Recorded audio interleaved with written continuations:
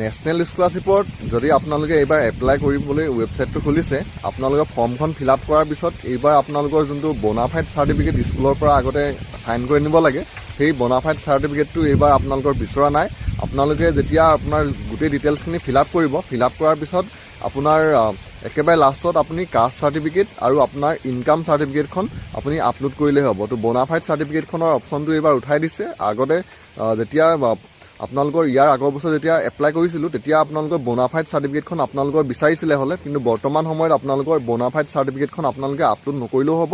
আপোনালোকৰ যোনখিনি আপোনালোকৰ 9-10 হওক বা 11-12 ষ্টুডেণ্ট আছে, তেওঁলোকে আপোনালোকৰ ৰোল নাম্বাৰ, তাৰপৰা আপোনালোকৰ যোনখিনি মেট্ৰিকৰ মাৰ্ক হয় বা মাৰ্কছ হায়াৰ ছেকেণ্ডেৰী যোনখিনি মাৰ্কছ আছে, সেইখিনি আপোনালোকে শুদ্ধকৈ ফিল আপ কৰিলেই হ'ব। আৰু শুদ্ধকৈ ফিল আপ কৰি আপোনালোকে ডাইৰেক্ট আপোনাৰ যোন দুটা ডকুমেণ্ট বিচাৰিছে, কাষ্ট চাৰ্টিফিকেট আৰু ইনকাম, এই দুটা আপলোড কৰি পানি আপোনালোকে ছাবমিট কৰি দিলেই হ'ব। আপোনালোকে ছাবমিট কৰি মেইন যোনটো কপি ওলায়, সেই কপিটো আপোনালোকে স্কুলত জমা দিব লাগিব। আপোনালোকে